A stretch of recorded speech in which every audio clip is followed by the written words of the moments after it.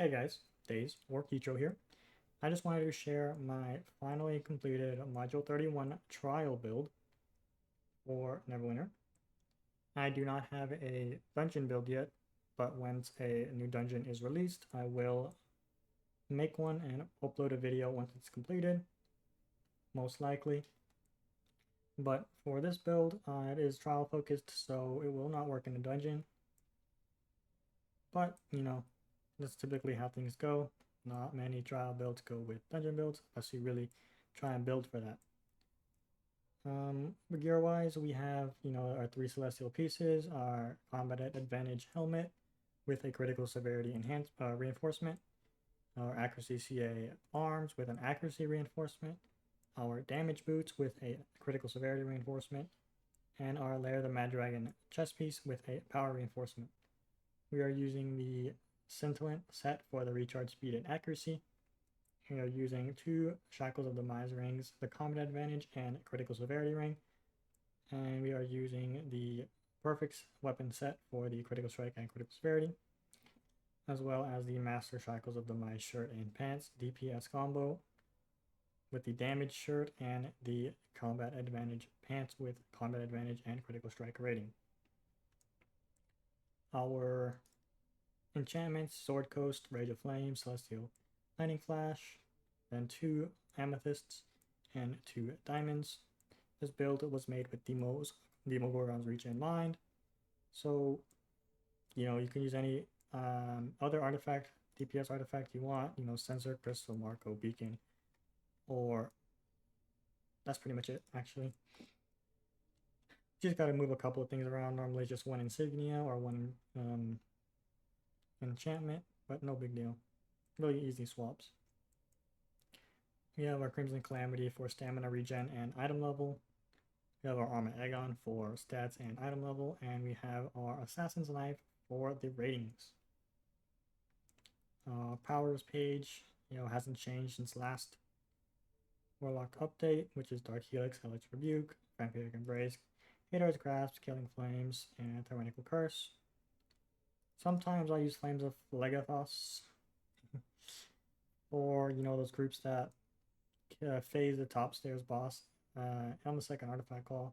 It's a little bit more damage, but really that's only for like really sweating. It's not a big point to using this otherwise.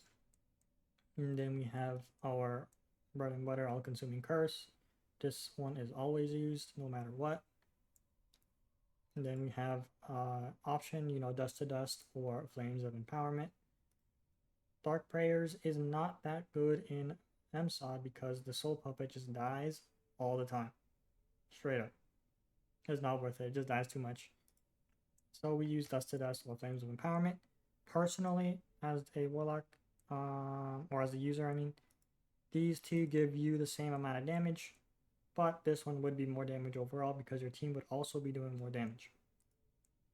Not to mention, this thing stacks with other Warlocks, so if you have a bunch of Warlocks, you get, 6, 8, 10 Flames of Empowerment onto the boss, 2 for every Warlock, and then everybody does a whole bunch more damage. And then, same feats: Double Scorch, Warlock's Curse, Risky Investment, Creeping Death, and Soul Spark Recovery. Boon page, normal stuff: power, defense, revive sickness. I don't use the Treasure Hunter boon because I just don't. You can if you want. Extra combined rating. Not a big deal. Then we have, your master boons: Bloodlust, Life Lessons, Blessed Advantage, your most important. And then also pretty important, but not crazy important, Blessed Resilience and Enhanced Application. They help make surviving hypos more consistent, but as long as you have a good paladin and a good group, well, not even a good group, as long as you have a good paladin, you never have to worry about dying in hypos. Advanced boons: normal DPS stuff, recharge speed, AP gain, forte. Then your tier 1 to tier 4 boons, all your offensive ones, some movement speed, and some pickup radius. I have this one here just because I had extra points, but it is useless in MSOD. Only good in Master Layer of the Mad Dragon or other fiends and demons. Our companion page, we have 2 Thayan Talismans of the Companion for the combat advantage and crit strike. and 1 Than Ring of the Companion for the accuracy and crit save.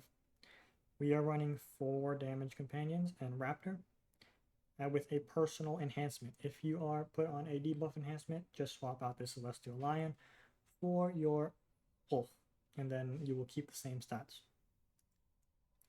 Our mount page, Toad or Golden Touch, and then Providence. Providence is really strong in MSAW, like 3 to 5% of the DPS who's using it is their total damage, so huge damage boost, way better than any stat you'll ever get, about 2 to 3 times better than Ferocity, but that is only in MSAW. Everywhere else, Providence will be worse. For our Insignia bonuses, Executioner's Covenant, Cavalry's Haste, 2 Tactician's Precision, and 1 Artificer's Enticement. We have 2 Brutality preferred slots, and our total Insignia count of each is 10 Brutality, 8 Dominance, and 2 Skills. Our crawlers do the normal DPS stuff, crit sev, encounter power, and movement speed. The other 2 are personal preference. I picked Rough Astral Diamonds and Alkaline Healing. This build isn't crazy hard to swap. If you want to swap to either Marco or Beacon, you just swap out one of these insignias for a skill, a preferred brutality for a preferred skill, and then your stats will be basically the same. Just a little extra critical strike that you won't need because it's all in rating. If you want to swap to Censor, you swap to your Rubelite, an Amethyst, and then you keep your stats, and you actually cap critical strike, which is nice because of all the forte you get from your Censor. If you do want to use to Crystal, then I think it's just pretty sure you don't even have to swap anything. It has the easiest swap, and your stats will be just fine. But very minimal swaps, not much you need to do. I think that's it for the build. Everything else is the same, gameplay is the same. I'll probably add in a pretty good, slightly above average MSOD run, I guess, after this video if y'all want to watch. But yeah, thank you guys. Peace out.